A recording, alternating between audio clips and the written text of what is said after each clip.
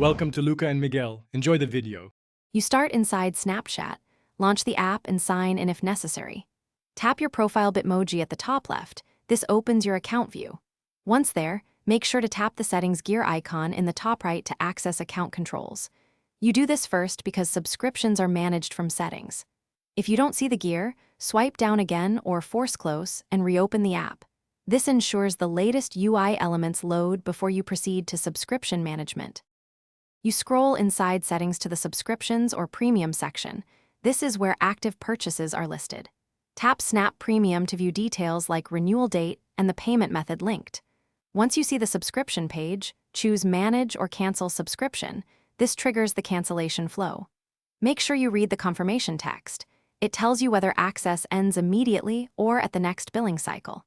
If you use iOS or Google Play billing, you now confirm the cancellation by following the on-screen prompts and tapping Confirm. Keep an eye on the stated end-of-access date so you know when premium benefits stop.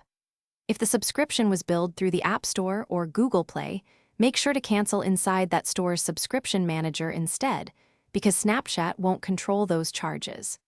If something goes wrong, sign out and back in, reinstall the app, and if necessary, contact Snapchat support with your account email and a screenshot of the subscription page. Thanks for watching and please subscribe.